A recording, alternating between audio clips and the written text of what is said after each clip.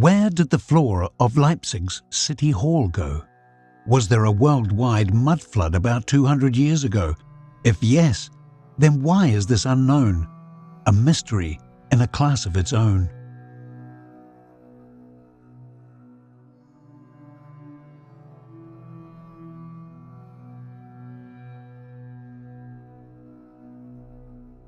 It is a well-known phenomenon that solid ground can liquefy within seconds, for example after an earthquake. Liquefaction has left much of the city a soggy, crumbled mess. But the liquefaction, I mean, the suburban streets are like rivers. You'll see these ladies over here, they're just sinking. The silty, saturated layers of soil just below Christchurch were so severely shaken, they liquefied, and with much of the city built... Entire villages can simply disappear within seconds. Sporadic mudfloods, which bury everything beneath them, are well known. It can look like this.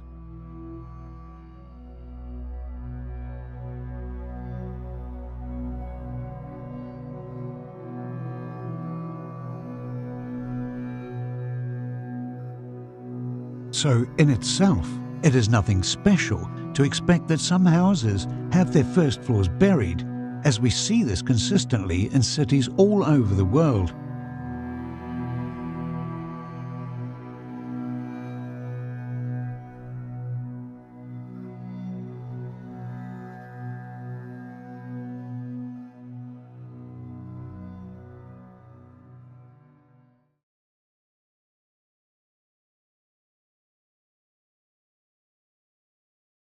In 2017, I stumbled across images like these, of which there are countless.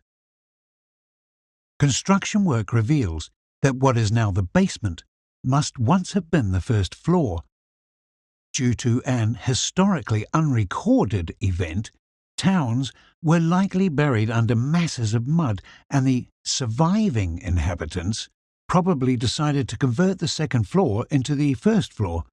The upper part of the original first floor windows became what we now interpret as basement windows. If this is true, there should be large windows in today's basements that have since been bricked up, right? Voila! Clearly, there were once large windows here, but how did they get there? After all, no one would put large windows below street level, especially not 100 years ago, because basements were supposed to be dark for storing potatoes and other vegetables. Besides, dirt would easily blow in.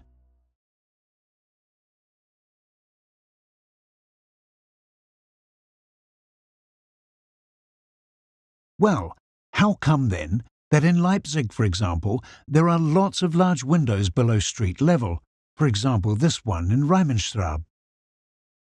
What we can find in abundance are houses with elevated entrances that also have a so-called lower level, like this one.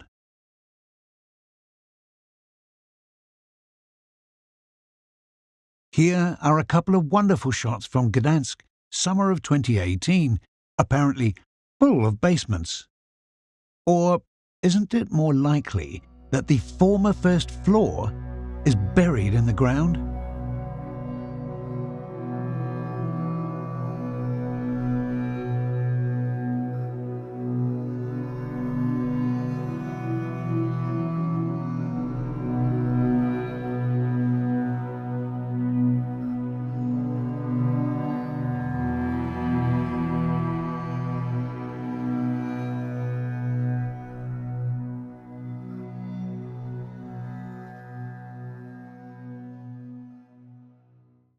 Here's an interesting example from Denmark. The architects apparently built it for dwarfs. Why do they put these living areas half below street level instead of simply building at ground level? 3 reasons speak against this construction method. 1. You can't build a basement below the buried floor because they would need at least some air supply. 2. The apartments will be damp because they are half underground. 3. And last but not least, it is more cumbersome because you have to excavate the space around the entrance, stairs and doors and always build external stairs. So either the architects didn't understand their craft, or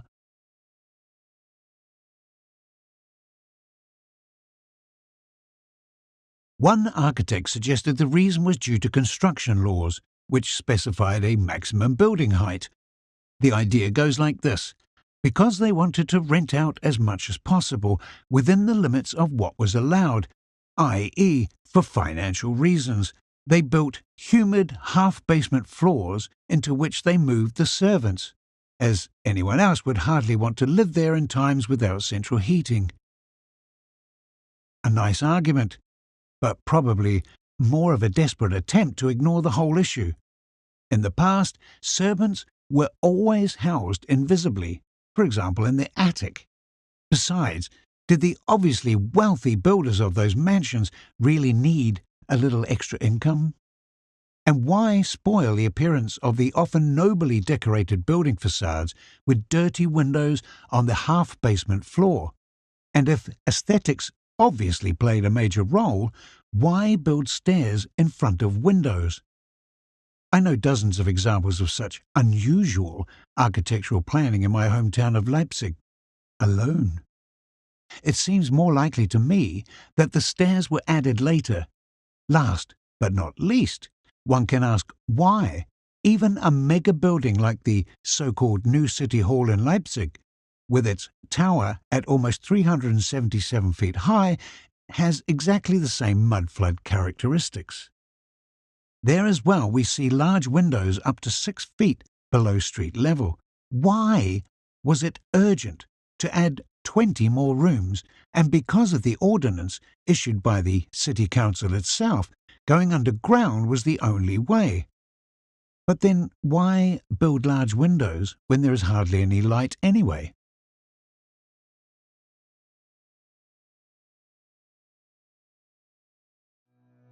I found what I was looking for in researching the Old City Hall in Leipzig, which shows another floor until 1600.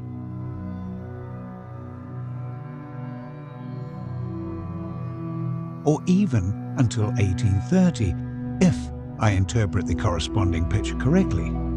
Now, of course, the painter of 1593 could have been confused, but if the image analysis does not deceive me, the City Hall was still higher in 1830. In 1900, one floor is missing.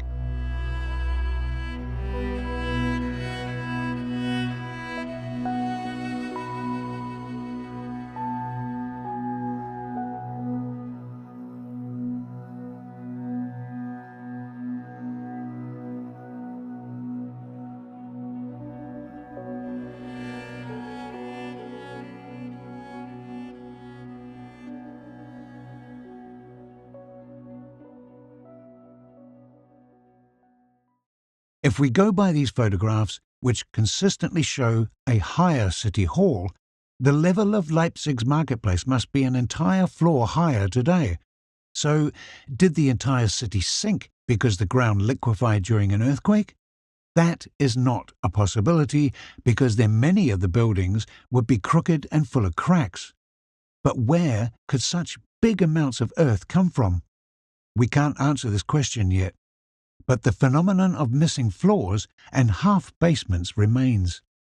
Who builds large windows deep underground? Can the old buildings be dated to the German Grundzeit, comparable to the American Gilded Age, around 1900, or are they much older?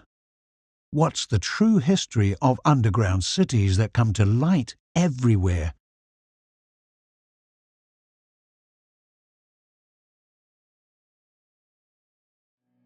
As already described, according to the photo comparison, for example at the Old City Hall of Leipzig, not only a complete floor is missing, but also the half-basements at the Gilded Age buildings are peculiar. Buried first floors not only spoil the appearance, but also cause many other problems, such as moisture in the apartment. But because you can't just walk into these houses and examine the basements, I came up with another idea. I looked into the light wells, and I was left breathless. Nowadays, light wells are no more than 3 feet deep, and the windows are usually small because large ones would constantly get filthy.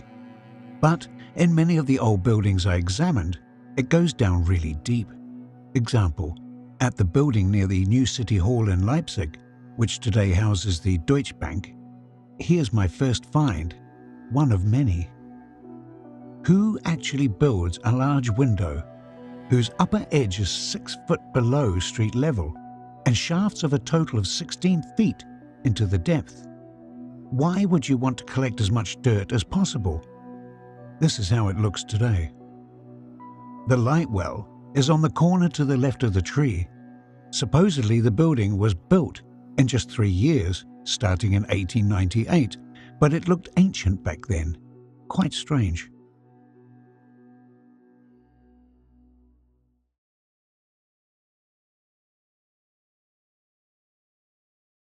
Another interesting photo, not far from the Nikolai Kirch, in a narrow backyard, one of the light shafts shows the following.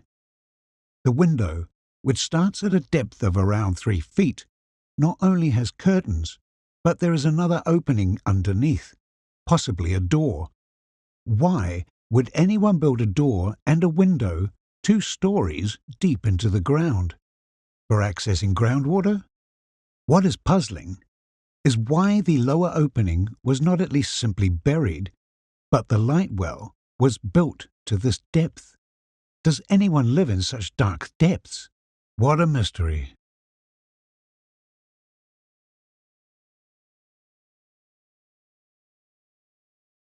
A good overview of the mud flood topic is given here.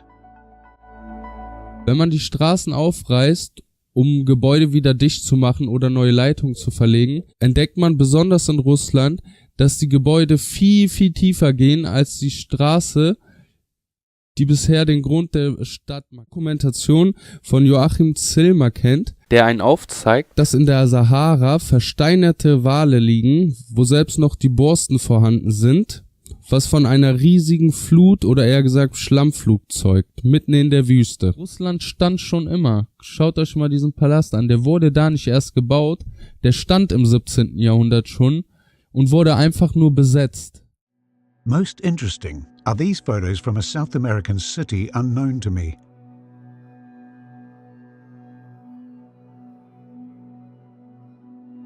Especially in the last picture, where the layer of earth on the right side becomes visible.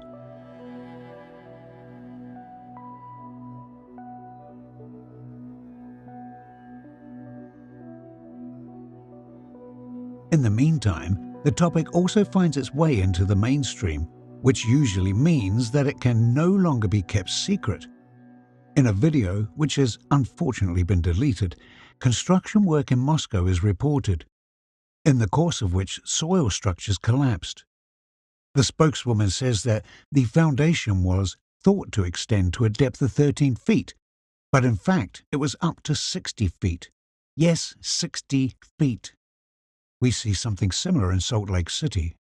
And here I took a little field trip to the Salt Lake Temple. I was just there recently, and really remarkable what they've done.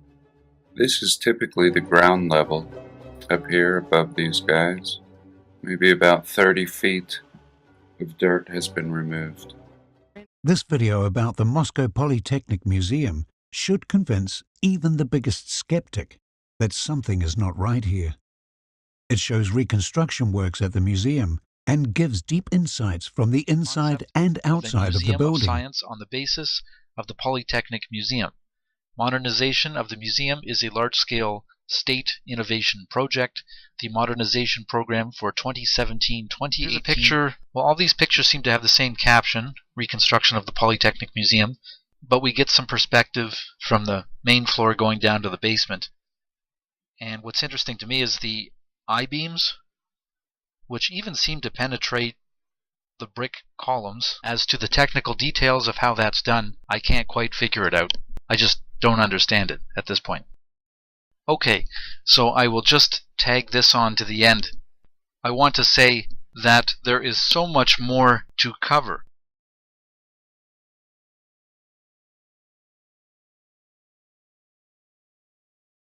This video shows a basement bar, quite obviously the former ground level.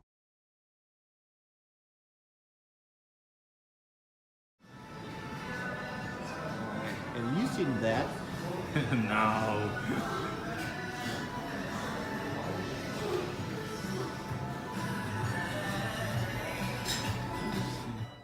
Meanwhile, the intrigue of free thinkers turns to the countless underground cities. Listen and be amazed. All big cities investigated so far have large tunnel systems. This raises the question of whether, when, how, and, above all, why our ancestors undermined their cities like moles, up to 26 feet deep. Are we possibly dealing with the former street level that has been submerged at some point in our history? Here we can see the underground area of Seattle, a city in the American West.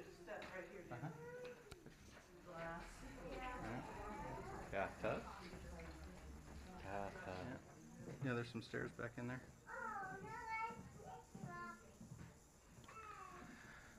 It's kind of cool. I could go on like this forever, but let's get to the preliminary conclusion. There is no doubt that today's street level is between 5 to 18 feet higher than when all of these buildings were built originally.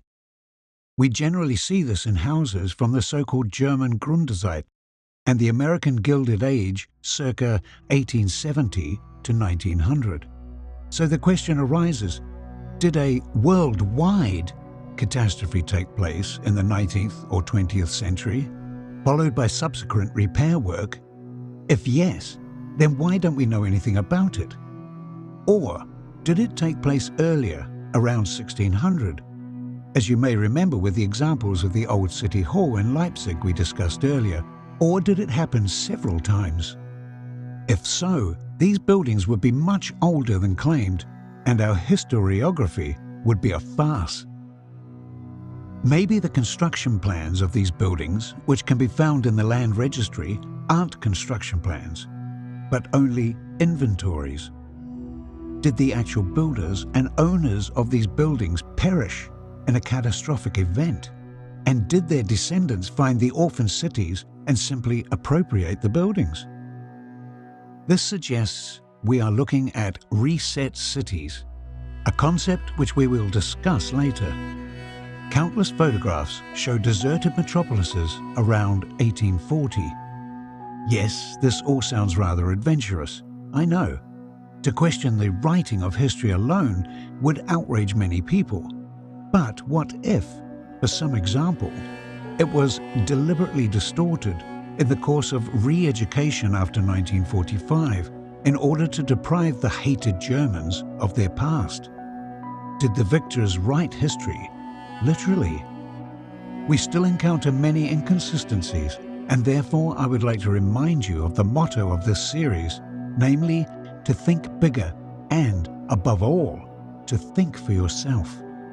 Laziness and apathy are everywhere these days, and this is, in my estimation, because people assume they know how things are, an assumption which is implanted in school.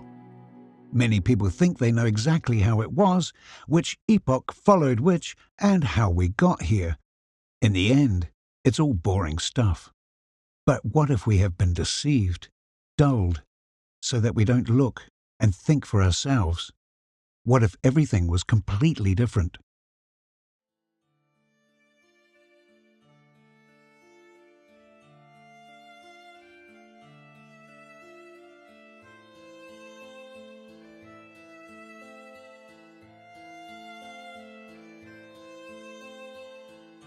Was there really a Gilded Age starting in 1870, or are these buildings much older? Nothing is as it seems.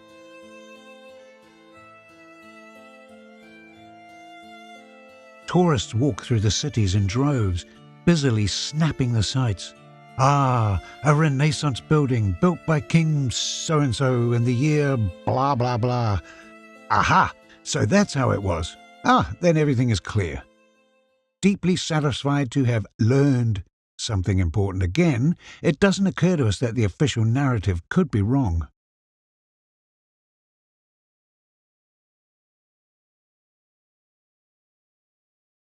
Isn't it strange that we've become quite alert when the car repair shop charges us $500 for a small repair, but otherwise accept uncritically what some authorities say.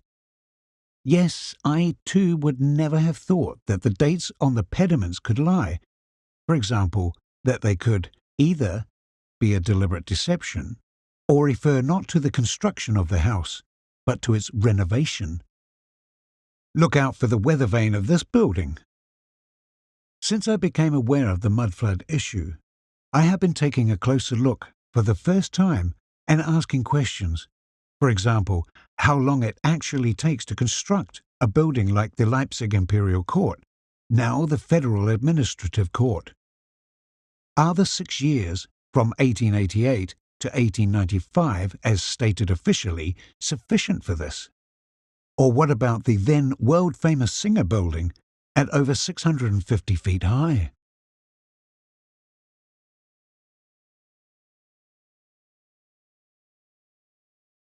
Supposedly, it was built in just 2 years, from 1906 to 1908, without machine assistance, of course, and including this extremely elaborate, masterful interior design.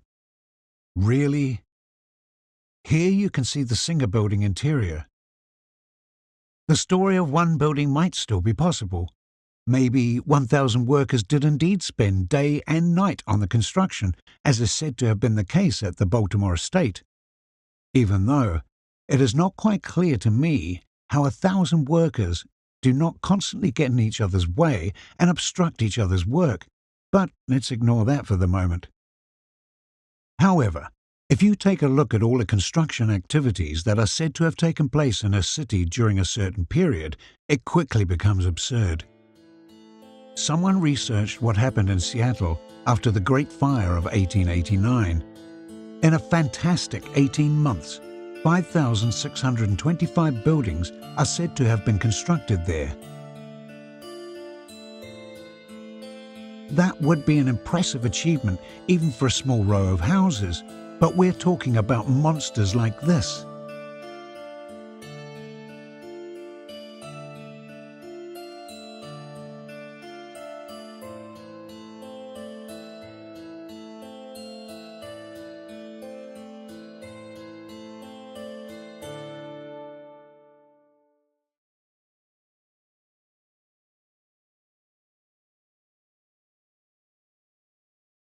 Probably the best video on such construction miracles is Mudflood Mansions and the Gilded Age Deception by Conspiracy R Us, which I can only warmly recommend you to watch in full.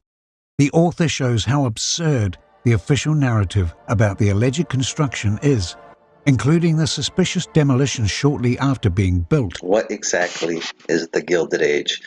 And when I was looking at... He also talks about the purpose of the fireplaces, which were quite obviously not constructed or intended for the burning of wood.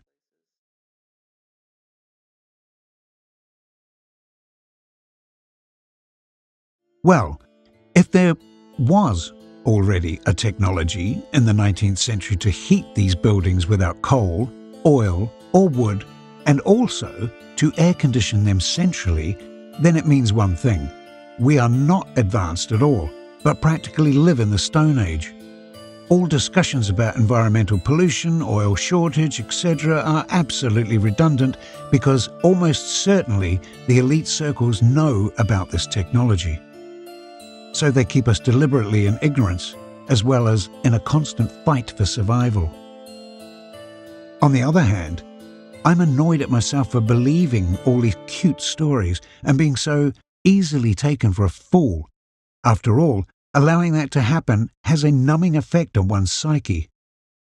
As we will soon see in the series, it is not without reason that we got to see so many Western movies when we were young, where they showed us cowboys and Indians. The so-called American frontier was, by no means, a Wild West or an unsettled land, but home to a highly developed, now vanished culture. Compared to them, today's fast food-infested America looks like a Neander Valley populated by stupid barbarians.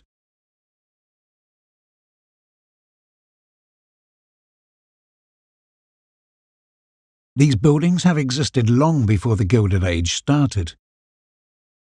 It is unclear who built them. Both the dimensions and the furnishings speak of superior knowledge not available to the general public. The upper class today, the rich and powerful so admired by many, are the descendants of robbers and robber barons.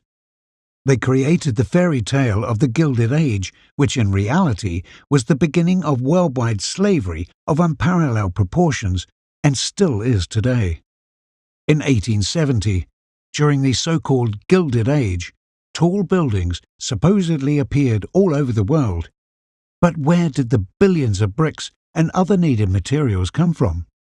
Was there a corresponding developed infrastructure in America, Europe, and elsewhere? I have already discussed several buildings which are said to have been built during the building mania that suddenly broke out in 1870. Conclusion: nonsense. The suspicion that we have been deceived here is further strengthened by the question of where the building material actually came from.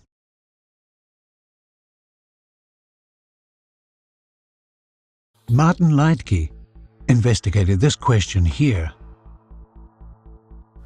I worked for Cadw, which is Welsh Monuments, on national monuments. I worked a lot with this and Bath stone and other stone. But this granite is a bugger to work with, guys. It doesn't cut right, it's rock hard, it's heavy. Then I went looking for the stone that produced all of this kit that we see all over America, the mudflood buildings that are being talked about. The history of Hardwick granite built the nation. So Hardwick is a guy, he's an architect out of Britain actually from the 1800s, but his stone is basically in America, and it's in a quarry in Vermont, and it's a stone producing company in Vermont in a place called Hardwick. It is claimed, for example, that a single small quarry, namely the one in Hardwick, operated by a family business, had basically supplied the whole of America with granite. To get an idea of the scale, here is an excerpt from a list of buildings allegedly built with this granite.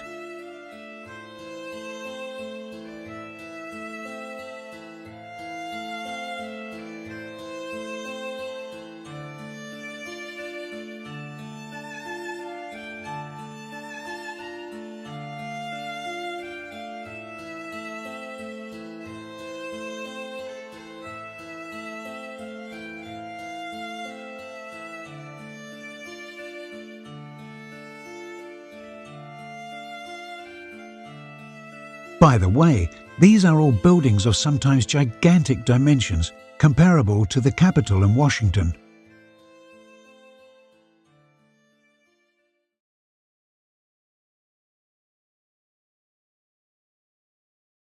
As if these contradictions were not enough, Wikipedia says that stone quarries were not operated in Hardwick, Vermont, until well after the end of the Civil War, which lasted until 1865. In addition, the railroad, which shipped the granite, did not begin operation until 1888. But what material was used for the White House, which was already yellowed in this photograph from 1848?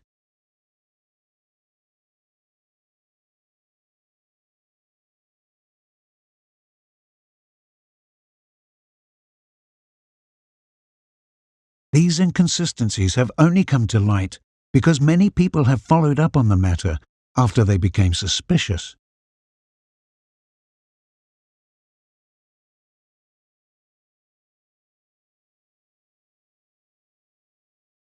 Everything points to the fact that buildings like the Capitol, the Berlin Reichstag, and all other so-called Gilded Age buildings are much older than is said today. Moreover, they all show the same mudflood characteristics.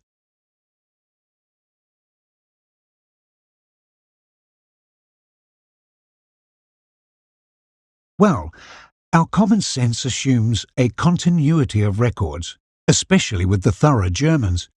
But wasn't Germany completely in ruins in 1945? Did only the land register archives remain intact, while everything else was destroyed? Under the reign of Adolf Hitler, it is likely there was massive confiscation of buildings and perhaps also falsification of property deeds. With the Soviets, at least, this phenomenon was well documented. And who was responsible for writing history until around 1900? The Church, right? Can we rely on the integrity of this power-obsessed institution? Then there's the objection that if there had been a mud flood or some other major catastrophe, it would be in the records or stories of our ancestors. I dare to doubt that, because people like to repress such things from memory, as we see this in many trauma victims. A protective memory loss occurs. Besides, as we will see, in the 19th century, millions of children were transplanted into new families, depriving them of their historical memory and roots. There is too much circumstantial evidence that can be explained with normal common sense. I'm afraid we'll have to think bigger. And much bigger to find any reasonably viable, explanatory approach to it all. At some point, probably before World War I, there must have been a break in the tradition, possibly due to a worldwide event that was not comprehensible at first. In one of the next videos, we will discuss the phenomenon of deserted cities around 1840, which suggests that there must have been some kind of reset or restart. Cities like St. Petersburg, Moscow, Washington, and even Berlin are deserted in photographs from this period. Were they repopulated, and the then ruling authorities simply pasted matching dates all over them, and voila! We had a new historical continuity.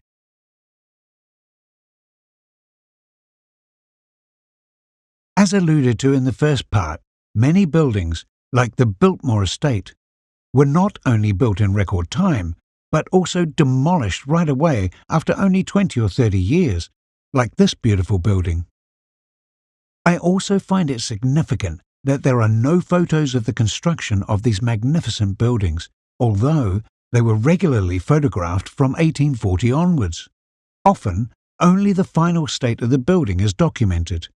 The very few pictures that supposedly show a construction phase could just as well be showing the renovation, because the masonry mostly looks old. Photograph montages cannot be ruled out either. Usually people are naturally proud and would document every part of the building process, including the laying of the foundation stone, but we don't see such photos. Every simple building has a media hype today celebrating the building process, but there was none when the ostensible Mr. Vanderbilt built a grandiose estate for himself, drawing on the best available artists. Not very credible, I think.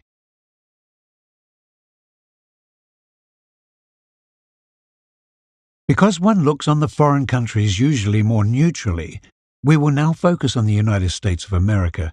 What kind of media implanted image do we have of this nation and its past? Endless expanses and smoking colts, wooden saloons and vast herds of buffalo, right? Immigrants from Europe, threatened by starvation, building something brand new from scratch, then cut! And we're in the 60s. Rock and roll, baby! But what was in between? And what before?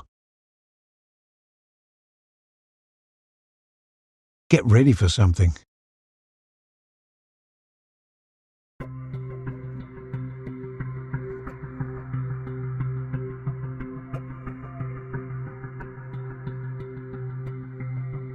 Why does Chicago, after the 1871 fire, look like California in 2016 after the fires, or like Manhattan after 9/11?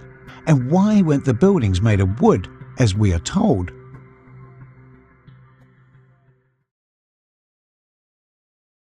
According to today's opinion, these cities in the Gilded Age style, like Berlin, Paris or London, with their massive stone structures and representative buildings, did not exist until 1870.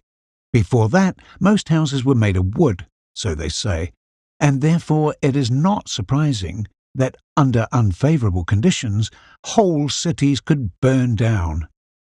This is also said, for example, about Chicago, where in 1871, when the German Empire was founded, a cow caused a devastating fire. One dark night when we were all in bed, old Mother Leary left a lantern in the shed, and when the cow kicked it over, she winked her eye and said, "There'll be a hot time in the old town tonight. Fire, fire, fire!" A lamp falls down, a city burns down. Makes sense. We also get the valuable information from a Chicago news outlet that possibly blame did not fall on the farmer's wife, Mrs. O'Leary, but on her neighbours after coming home from a party. That is truly a profound contribution to education. On the German as well as English Wikipedia site, we read that extremely unfavourable circumstances coincided, like a hot summer, understaffed fire department, etc. Apparently similarly unfavourable as with 9/11, where the entire air defence was ignorant. Now, how come in the same article we don't see charred debris at all, but get these pictures?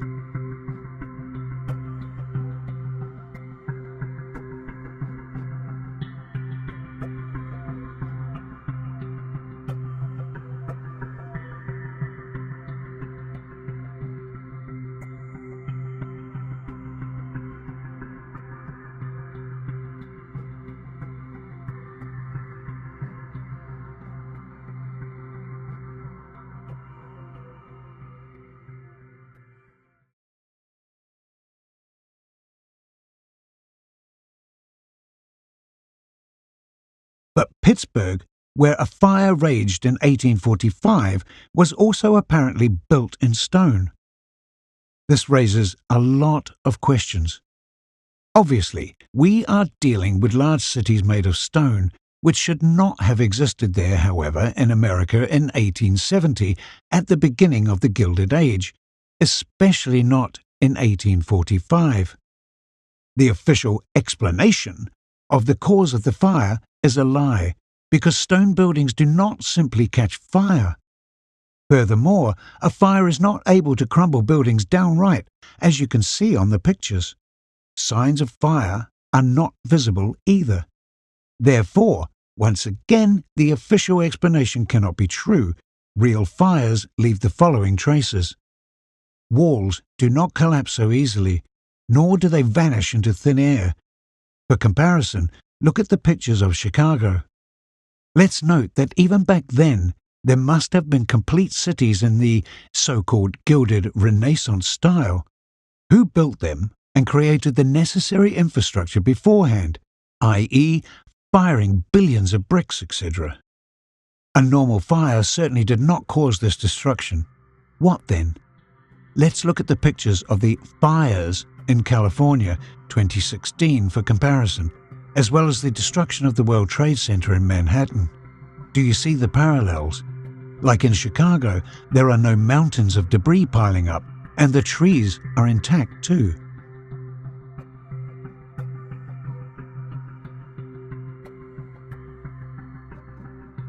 Highly interesting is that we find exactly the same traces of complete obliteration after the alleged earthquake and fires in San Francisco of 1906, among others.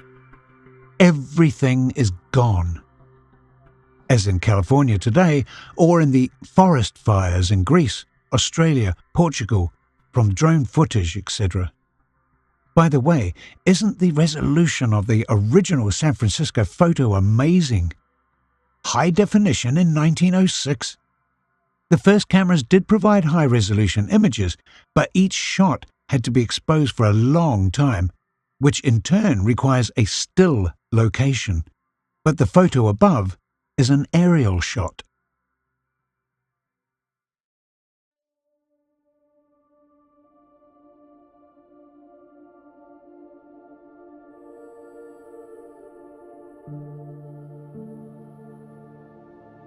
Where did all the world's fairs go? Who built them in such a short time? Why did they all burn down, and by what kind of fire?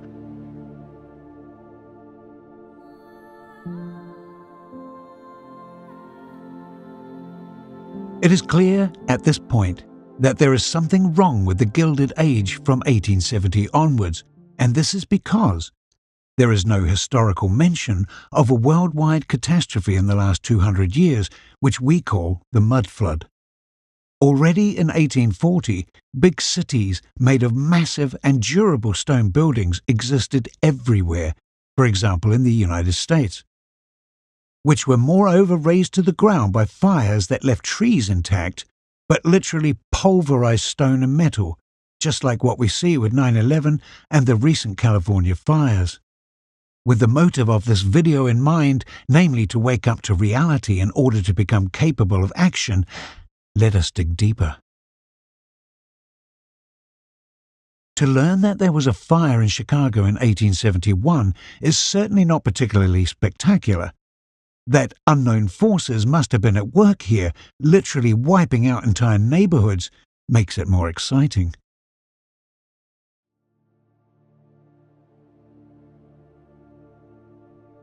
It becomes electrifying when we consider the number of these fires.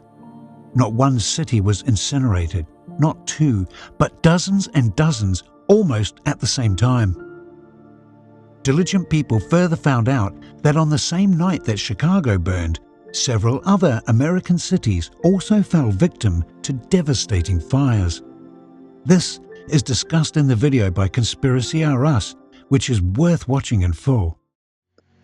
At the same time that the Chicago fire was raging, which was on a Sunday night around 9 p.m., you have this whole region in flames. And actually, this is considered the worst fire in American history. I didn't even know on the same day as the Chicago fire there was other fires. I had no idea. And not only were there other fires, but it was like the worst fire in United States history happened that day, and no one knows about it. And a fire associated with that happened in the city I grew up in, and I didn't even know about it. So, weird times. But I just kind of wanted to point this out, that these comets, they do seem to have these electrical phenomena associated with them. And it's interesting how the official narrative, isn't even tying all these fires together. And it's almost completely forgetting about this fire. So I think I'll leave it there, but that's it. Till next time. Thanks for watching. Bye. It is clear that behind the ridiculous explanations like the cow that burned down the city, great catastrophes with mysterious aspects are hidden. Abysses open up, from which many surely shy away, and therefore prefer to believe the official version.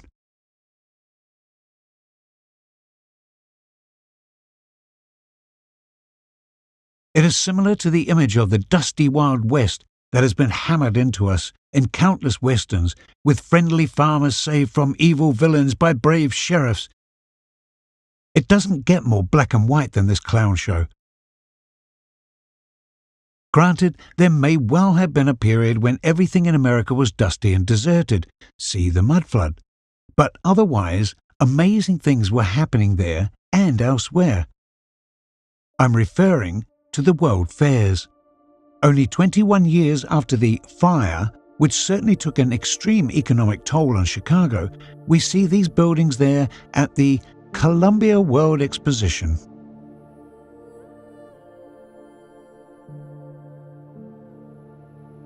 Doesn't it somehow make you feel like you're dreaming? This is supposed to be America. Even more astonishing is the fact that the exhibition closed its doors only 1 year after the opening.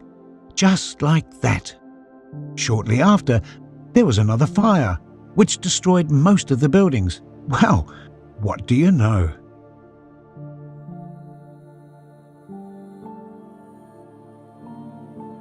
But such world exhibitions were not just a local whim of rich and wealthy people. In fact, we find them all around the world. For example, in London as early as 1851.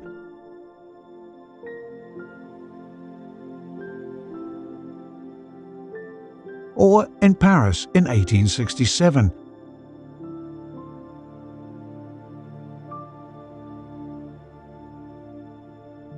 Vienna 1873,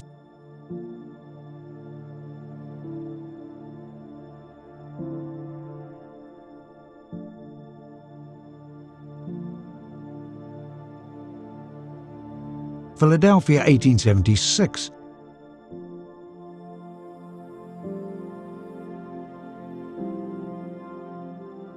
as in Seattle, it seems fairies magically built San Francisco, and only 11 years after the fire that almost wiped out the entire city, the Panama Pacific Expo enchanted its visitors.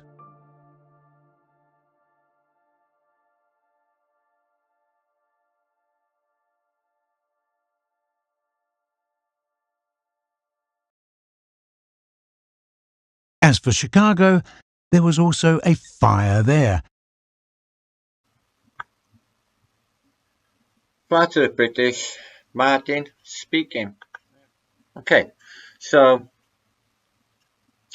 I find this out, and I'll go back to some more photos. San Francisco earthquake. I don't want to read the official narratives. I'm just going to touch upon what they say, okay? Massive earthquake shook San Francisco, right, on the 25th of August. On the morning of April the 18th, 1906.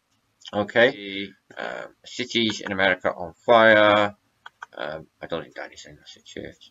Aftermath of the Great Fire of 1901.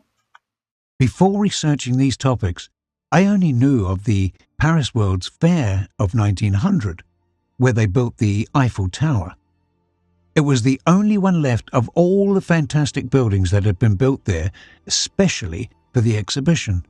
Everything else was apparently torn down afterwards and disappeared as if never having existed. Isn't that strange? The following video shows how many incredibly magnificent exhibitions there were around the world, and also their destruction. The video is from the Age of Disclosure channel, which has since been deleted.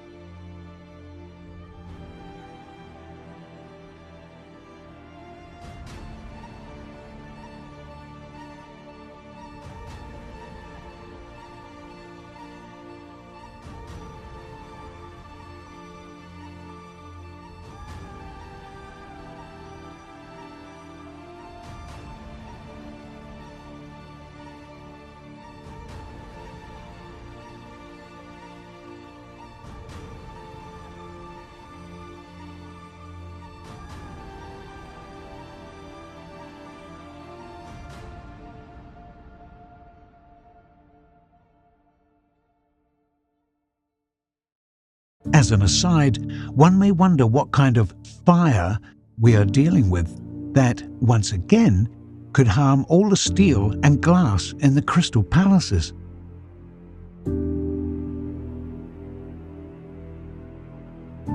Incidentally, there was also a Crystal Palace in my adopted hometown of Leipzig, of the same style as everywhere else, and it disappeared just as soundlessly.